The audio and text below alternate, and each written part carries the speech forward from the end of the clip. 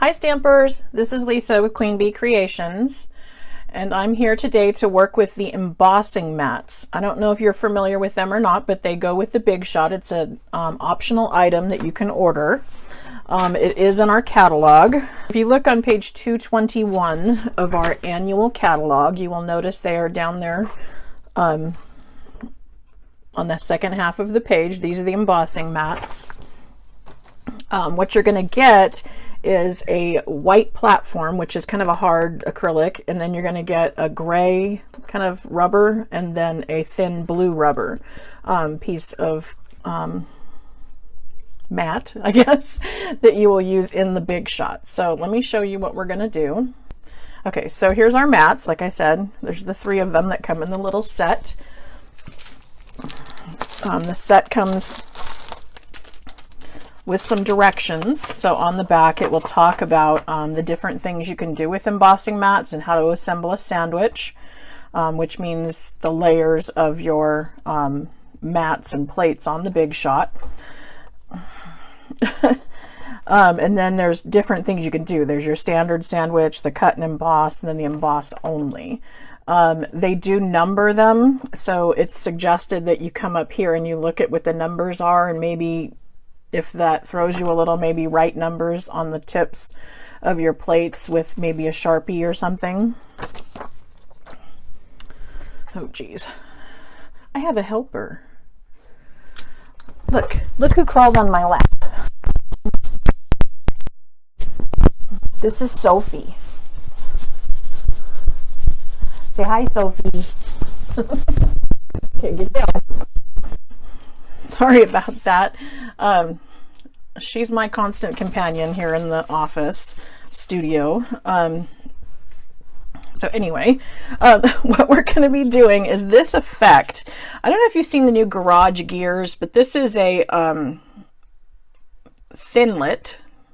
I think for a minute. The difference between a thinlet and a framelit is a thinlet has a lot of detail on the inside of it, whereas a framelit frames an image, so it cuts just the outside.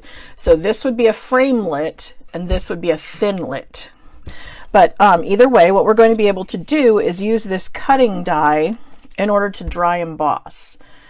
And so I don't know if you've seen these. Frenchie did this great card with this heart. So I did that at my party yesterday and the girls loved it. And so I thought I'd do another one today. So this is today's card. We're going to be doing this one. If I tilt it just the right way, you can see the embossing on it. But we're going to be doing that with these mats.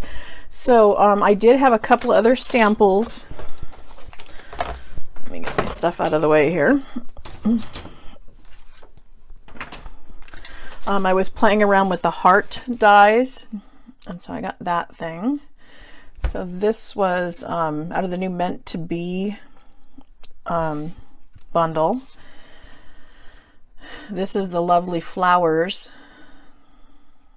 and this one I embossed with this was actually done with the gray mat because I was trying to see if it would cut the edge as well as emboss the inside, and it didn't, but it gave me a much deeper emboss than the blue mat did.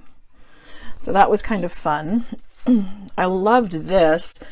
I used the edgelet that came with the set, and then this is normally a die cut, but I embossed with it, so I thought that'd make a really pretty layer.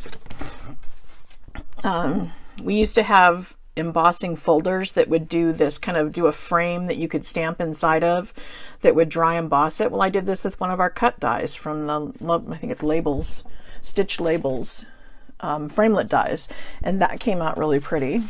I did this one with the puzzle pieces. I did this one with the flower out of that Lovely Flowers. This is out of the Starlight set. So this one I cut out and then I embossed the inside, so it's got the detail in there. So I'll show you kind of what we did. I'm going to bring in the Big Shot. So let's go this way with it. And normally to cut, you would bring in your normal Big Shot platform. And then you would have your thin die adapter. This is what you're going to use if you're cutting out die cuts. And then we have a single plate, and I have a second plate. So normally what we would do is take the die and we would place it on here, and then we would cut it out. So I mean, you've all seen us do this lots and lots and lots of times. But what I'm going to do is, after I do this, I'm going to take it out.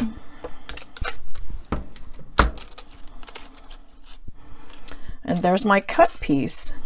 But then I'm going to take just the base plate. Okay, I'm not going to use this thin die adapter. So that's going to be put off to the side, and then a clear plate.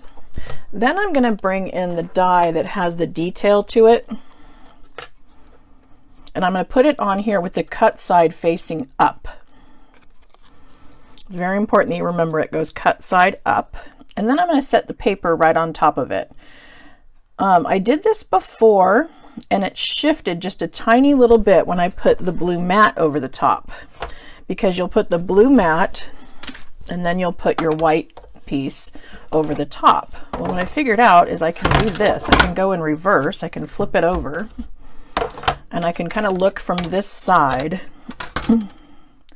make sure that it's all centered up right, put this back on, and then flip it by holding it. Yeah, I'm kind of holding it together and then flipping it. So now I can crank it through as the directions tell us we're supposed to do, with the die up. And then if you'll notice, it doesn't cut through the blue sheet at all. That's still just our rubber piece with no cuts. And it didn't cut our paper either, but it gave us this gorgeous kind of embossed look with all this detail on the inside of this star. Hi, Barbara.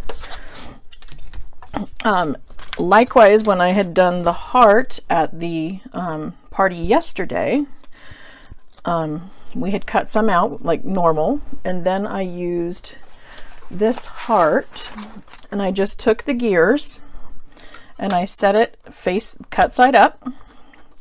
And then I'm going to take, this is a gold foil paper, so there's only one side that's shiny, whereas our cardstocks, it doesn't matter what side that you use because they're both the same, but this one's different. So I want to make sure that I'm taking the foil side and putting that towards the die. That's the way I liked it a little better.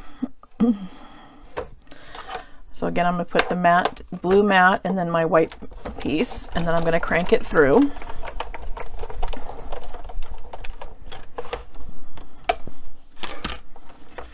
And that gave me this really pretty detail to it. Now, I don't know if you can tell, but it goes in. So when we're talking about dry embossing, it can either emboss inward or it can emboss outward.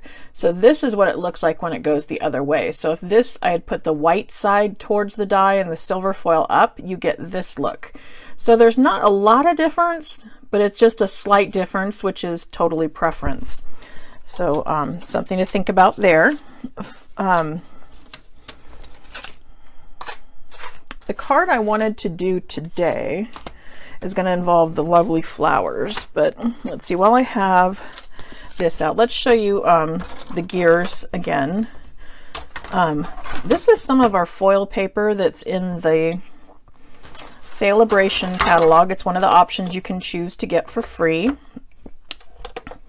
And so I'm going to cut this one. And so I'm just going to set this down so that everything fits on there. And I'm just doing a standard sandwich. So I've got the base plate, the thin die adapter, the clear plate, paper, die, clear plate. Okay, and that's going to give us an absolute cutout. So it cut all the way through.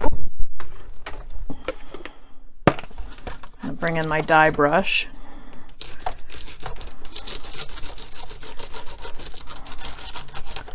Make sure this is popped all the way out. And so there's a really cool looking gear, because when the light hits it, it kind of changes color, which I think gives it a really pretty effect. It will also have that effect when it's embossed as well. I'm just making sure I've got all the little tiny pieces out of there. So now I'm going to take this piece and we're going to go back to our embossing sandwich, which again is going to be your big shot platform, no die adapter, a clear plate, the die facing upward, the paper over it. Then I'm going to use the blue piece. Let's set that on top. Oh, and then we want the white plate. If I wanted to double check, we can flip it over and look through the clear plate. Make sure that it's centered. I'm going to set it back in the machine and we'll go back. And you won't feel a lot of resistance on this, so don't feel that it's not working, because it does. It just doesn't take as much pressure to emboss as it does to cut. So there's what it looks like embossed. So I used exactly the same die and I got two different uses out of it, one to cut and one to dry emboss. Today's card is going to be this one here. And so what I'm going to do is I'm going to dry emboss the flowers. So I'm going to reach over here for my die set. It's right here. This is the die I'm looking for. But I'm also going to use this one because this one coordinates with it. And this one actually cuts out the same line that this one does. Only this one's got detail and this one doesn't. So you can use the two of them in conjunction. And that's what we're going to do today. Like I said, this one is a little bit more embossed. So I'm going to do this one just so you get an idea. It's a little more than normal, and it does have a little bit of the cracking of the paper, but I just wanted to show you the difference. So I'm going to lay the gray one down and this. So I've got big shot platform, the clear plate, the paper, the die, and the white plate. Oh, and the matte, the gray mat's in there.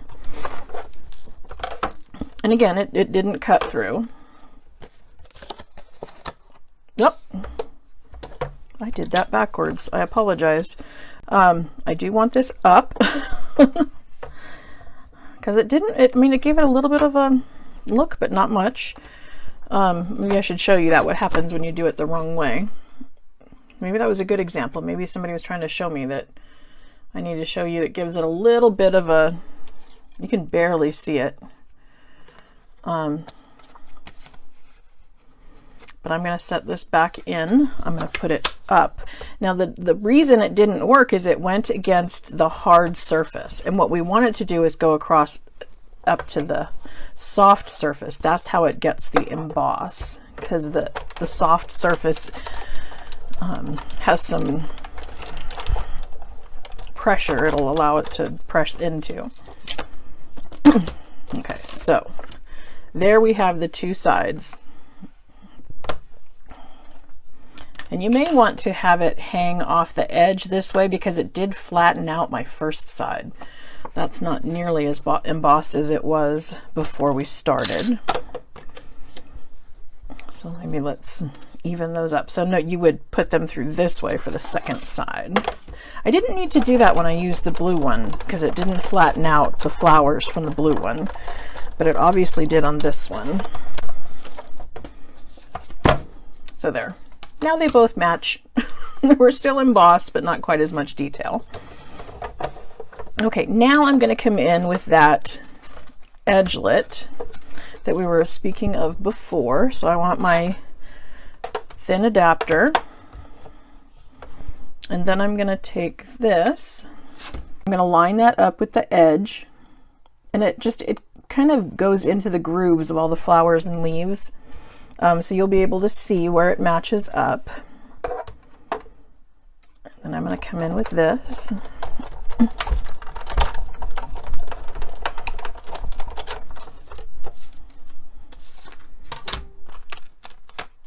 And there it cut.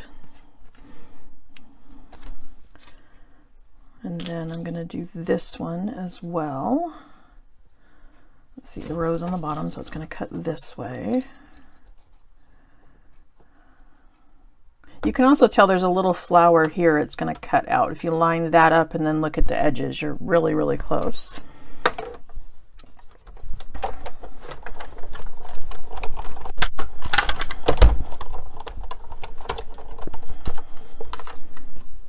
So now I have the two pieces. I mean, and we could layer it on our card this way. This is really pretty. And you could have it go that way on the front and then do something in the middle. What I had done with this one is I had cut it down the middle with our trimmer.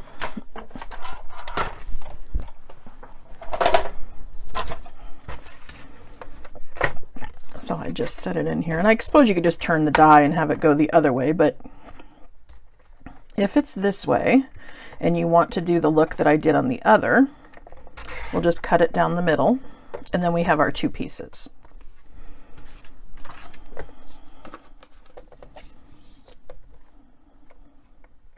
So now it'll go together that way.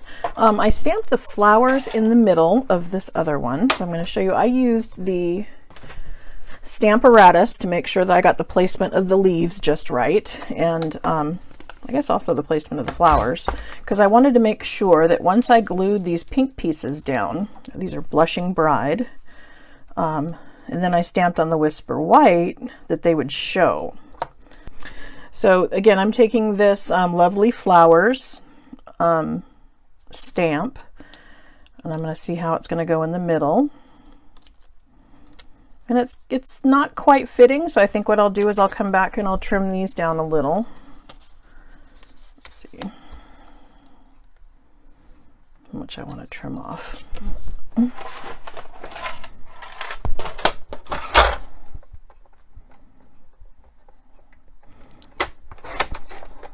So not much. I'm just going to cut a little off each side.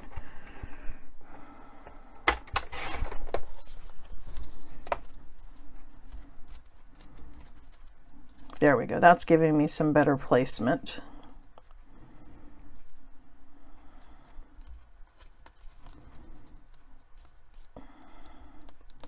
And so I'm having the pink pieces on here so I can kind of see where it's going to line up. And I can move it around. Then I'm going to come down and pick up that stamp. And then I won't need these anymore because I only need these for placement. And once it's on our plate, we know that it's in the perfect spot. I'm going to be using full-size pads today, but you can use our Stampin' spots if you have worries about getting it onto the plates. The Stampin' spots work great.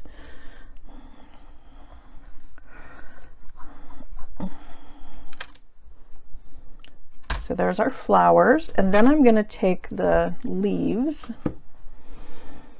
and these you just kind of arrange them so that they kind of touch the flowers.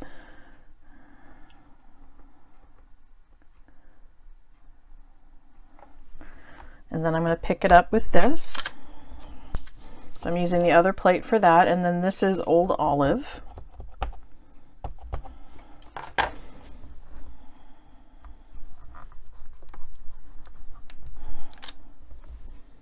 And so there's our flowers stamped with the leaves and the flowers.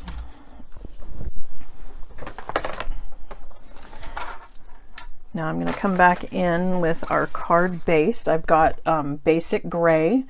This is your standard 8.5 by 11 cut in half and then scored in half. So I cut it at 5.5 and scored it at 4.25.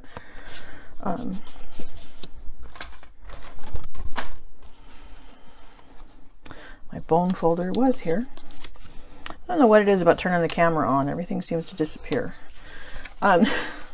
So here's our card base, and here's our Whisper White layer. This is 4 inches by 5.25, and then these are the pieces that we die cut. And when I die cut them, I used the same size. I used the 4 inch by 5.25 so that they would line up.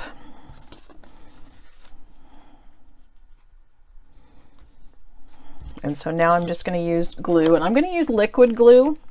If you've watched me before, you know that I call it wiggle room, because the snail dries instantly, whereas this gives us some time to adjust it and make sure all our edges are just right. It's probably even too much glue. I just was trying to make sure it was on all the edges. But see how I can move it? I don't know if you're watching that, but see it. I can make sure that it's exactly on the edge before I adhere it and let it stick for good. So we'll do that on the other side.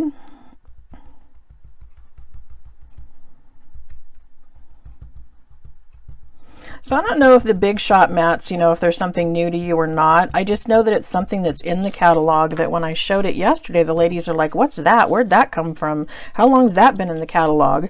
And it's been there for a while. It doesn't, I don't know, it doesn't pop out at you if you don't actually know what it is.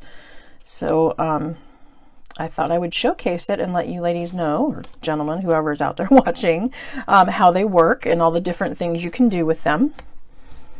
So here's our card. As you can see, I tend to make things a little big rather than a little short, because I would rather cut off than have it not reach the edge. And that's why I glue everything down before I put the card front onto the card base, so that I can trim off those sorts of things. I do that a lot when I'm making a card that has a strip that goes across, because I want it to go edge to edge. I don't want it to have a little 1/16 of an inch showing on the side. So I'll make it a little bit long, glue it on before I adhere it to my card base, and then cut it from the back. So now I can use snail, if I could find it. There we go.